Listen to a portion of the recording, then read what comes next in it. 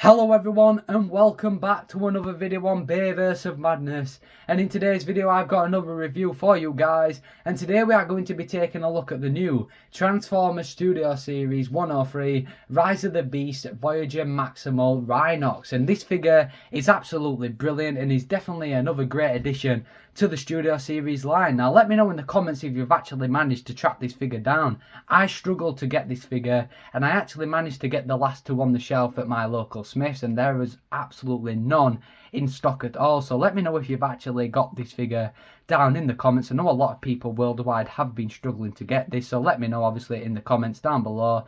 But in terms of the Studio Series Rhinox, obviously I collect two versions of the Studio Series, one to keep sealed and one to mess around with. And in terms of the sealed packaging, here is what we are looking like for that Studio Series Rhinox, and this box looks absolutely beautiful. So obviously we have the Transformers text at the side here with the Generations logo at the top.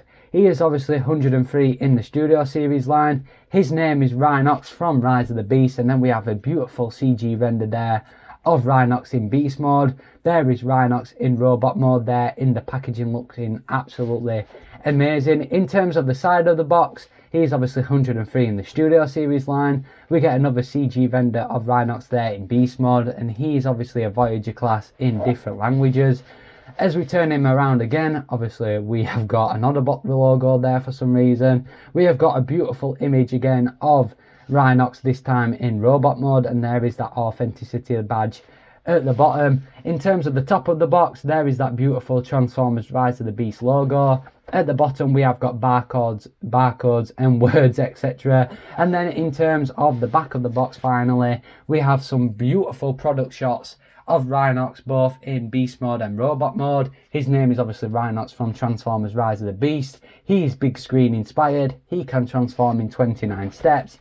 And in terms of the bio, obviously on every single Studio Series figure, that is what Rhinox is looking like, and that pretty much does it for the Voyager Rhinox box. Now in terms of comparisons, obviously I like to compare packagings here on the channel. Here he is with his sealed Maximal friend so far in the Studio Series line. So obviously I've got Airazor still in her case.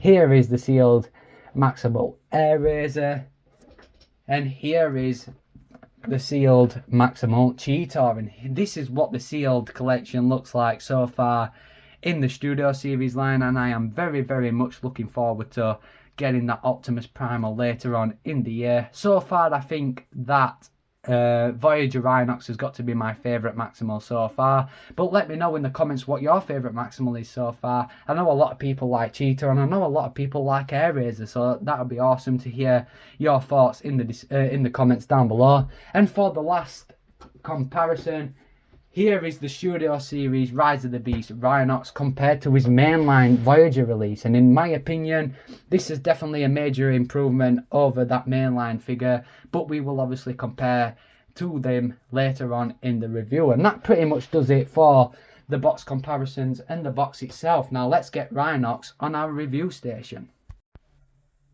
And here is that Studio Series Rhinox on my review station and looking absolutely fantastic. Already you can tell this is a definitely major improvement over that mainline reveal, as we just literally grabbed Rhinox here. As you can see, he's in a lot more dark grey colour scheme like he was in the movie, compared to that mainline reveal where he was like a brownish colour. As you can see, they've picked out some brownish copper kind of like rust detail going on throughout the figure, which is way better rust detail than what we saw on that Dark of the Moon Megatron earlier in the Studio Series line. However, I do actually have a soft spot for Rhinox, as he does heavily look like a Knight design from Transformers The Last Knight, you know, with this crotch area looks a lot like Optimus Prime's. And actually Rhinox was my favourite Maximal in the film, although we didn't see that much of him. I absolutely love this design for Rhinox, and this figure does not disappoint. So as we have a look at the details and have a look at that head sculpt, and he does not look happy at all. Very brute like for Rhinox, a lot like Ironhide, which they actually tried to appeal Rhinox to be. So we've got some nice grey going on for the head with some silver picked out around the eyes. We've got a lovely Maximal insignia there in the middle of the chest. We've got some lovely dark grey plastic going on throughout the figure. Some nice copper details as well picked out to break up the details a little bit than it all being dark grey, but this is obviously very accurate to what we saw Rhinox in the movie.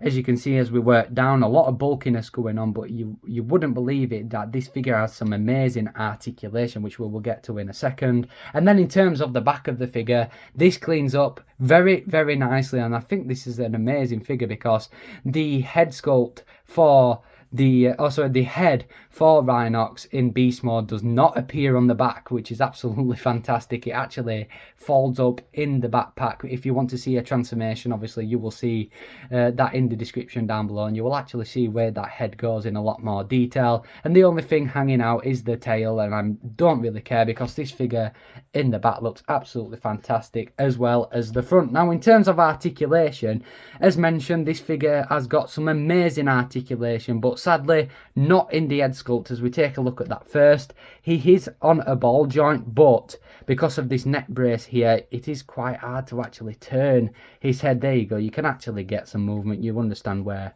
I'm coming from. In terms of the arms, if you actually move this shoulder pad up, you have got some lovely range of movement here at the arms, and they can actually do the full 360 like so. And then in terms of the arms as well, they have got arm movement here like so, and then obviously wrist rotation, arm rotation, etc, etc. He does have a waist swivel, which is absolutely fantastic. Like I said, although this figure is really chunky, you would not think that at all. This crotch section also moves. And then in terms of the leg, they can kick back that far, can kick forward that far.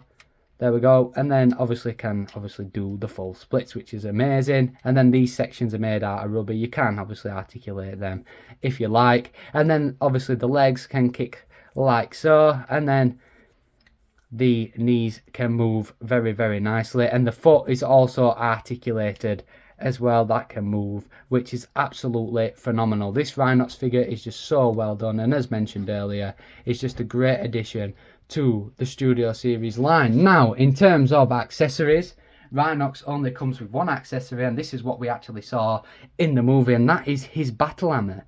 As you can see, it's been picked out in some nice details throughout the hammer itself. There we go, at the handle. Some lovely details going on, some lovely details for the head of the hammer, and some nice silver picked out for the spikes. It would have been nice if we could have seen some green details going throughout the hammer as well, as Rhinox's hammer did have a hint of green going through it. But if you want to store this hammer on Rhinox, and if you want to be cool enough, you can actually have Rhinox wielding his hammer. There we go, and looking as menacing as ever. You can actually have Rhinox battling away against them Terracon freezer drones. In terms of comparisons, here is the Studio Series Rise of the Beast Rhinox next to the Studio Series Rise of the Beast Optimus Prime. And for another comparison, here is the Studio Series Rise of the Beast Rhinox next to that Studio Series Dark of the Moon Megatron. And like I was saying earlier, if you literally just take a look at that rust detail going on throughout Megatron, you can tell it's just not well done at all. It just looks like someone's just spilt like coffee or something down it. It just doesn't look well at all compared to this Rhinox, where they've actually done the rust detail so much better on this figure. It looks absolutely brilliant, so definitely a major win on Hasbro's part in terms of the rust detailing. In terms of another comparison, here is the full Rise of the Beast Maximal Studio Series family so far. Obviously we have Airazor, CHEETOR and now Rhinox, and they look all absolutely stunning. I cannot wait for that Optimus Primal and add him to the collection. But in terms of what we've got so far, this is what we have, and Rhinox is probably my favourite before that Optimus Primal comes out. Maybe he can overtake Rhinox, but I don't think he will, because this Rhinox looks absolutely brilliant. But let me know in the comments what your favourite Maximal is, and this is what we are looking like in terms of the Studio Series line. And for the final comparison, here is the Studio Series Rise of the Beast Rhinox next to that mainline Rise of the Beast Rhinox. And as you can tell, there is definitely no comparison between these two, because that Rise of the Beast Studio Series Rhinox looks absolutely fantastic, and he's definitely leaps and bounds over this mainline reveal. And as I turn him around, as you can see, they have totally disappeared that Rhinox head from his back. As you can see, it looks absolutely awful on the mainline one, but it's definitely cleared up a lot better on the Studio Series version. They definitely knew what they were doing in terms of the mainline and Studio Series figures, but this is what we are looking like between the two. And that pretty much does it for Rhinox's robot mode. Now let's get him into his beast mode. Now if you want to see a full transformation on Studio Series Rhinox, then as always, I will leave a link in the description down below. But for now, let's get him into his beast mode. And here we have Studio Series Rhinox transformed into its awesome looking beast mode. And just look how incredibly accurate this Rhino mode is as we just grab Rhinox right here and take a look at him. Just look how beautifully accurate he looks compared to that CGI model that we saw in Rise of the Beast. As we just take a look at the head sculpt, look how amazing that looks, with some nice green picked out here for the eyes, some amazing grey accuracy going along throughout the Rhino mode, as well as some nice copper rust picked out yet again for the arms. You can actually see some more of that here on the inside, as well as some nice bulkiness going on throughout the figure, which I'm a big fan of, as well as the back does clean up a lot better than in terms of that mainline version. My only issue with the Rhino mode is this bulkiness and obviously hollow gap here, right here, but to be honest, it cleans up very well, and you only have to tip Rhinox upside down to see it. But in terms of the Rhino mode, that is what we are looking like. Now in terms of articulation, the mouth can open and close, the head can look up and down, which is phenomenal. You do have a little bit of articulation here. I don't think that's supposed to happen, but yeah, the Rhino horn can have some articulation. The arms can also move, as well as the hinge here at the arm. The obviously shoulder pads can move, but that's really to do with transformation. And obviously the feet can also rotate and have a little bit of movement here up and down. Now in terms of the legs, they can also move up and down. They can go side to side, but just be careful you don't knock the tabs out right here. And then the feet can also go up and down. And finally, the tail has a decent range of movement, not really much going on. You can obviously hinge it like so, just be careful obviously. And that pretty much does it for the articulation and the details. And the final thing to talk about with the Rhinox mode as we take is accessory, and this is how you store it. What you need to do is just basically bend the hammer like so. This tab will go into that slot right up there. Just tab that into place, and then you take Rhinox, and this obviously tab right here will go into this notch right here. And what you want to do is just tab that in like so, and there you have an armoured Ironide like Rhinox that can charge into battle against those Terracon freezer drones. Now for comparisons, and considering he spent a lot of time by his side, here is Studio Series Rhinox compared to the Studio Series Rise of the Beast Optimus Prime. Here is Studio Series Rhinox compared to that Studio Series Dark of the Moon Megatron, and literally what I was talking about earlier, as we just take Megatron right here, and as you can see, this is very bad rust detail, and it actually makes me pray that they actually go back and revisit this Megatron and give him the more better rust detailing than what they've put on this Rhinox. So considering this is the Voyager class and this is a leader class, you would actually think that this rust detail would be a lot better on this figure. So I hope they go and revisit this figure and give him a better paint scheme. But that's how Rhinox compares to the Dark of the Moon Megatron.